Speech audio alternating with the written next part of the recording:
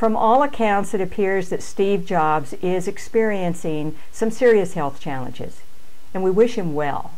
It's not clear if he's gone back to Switzerland, where he's gone for treatment in the past. But it is clear that Jobs doesn't hesitate to fly out of the U.S. for treatment when he wants to, or when he needs to.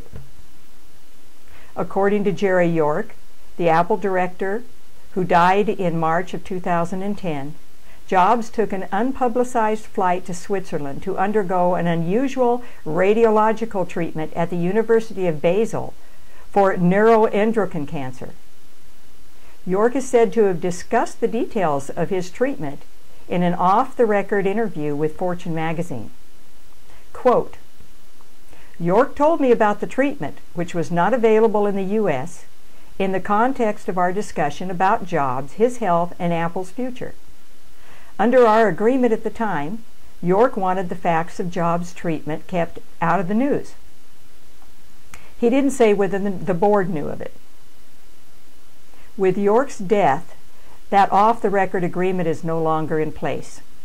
And the source for this information is tech.fortune.cnn.com on the January 18th issue.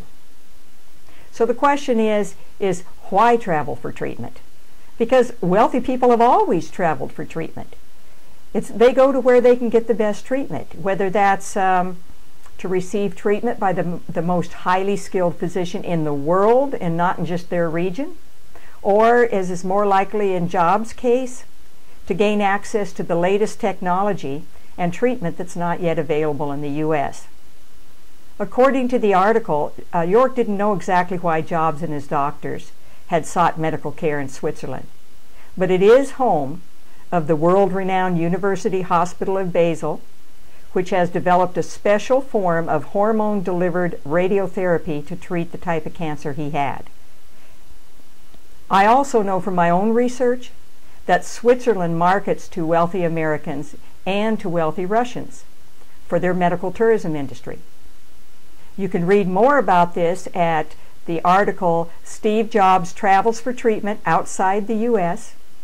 or the article "Revel in Medical Tourism Like a Russian Oligarch." Both of those articles could be Googled, or you can read them by searching online at Traveling for Health.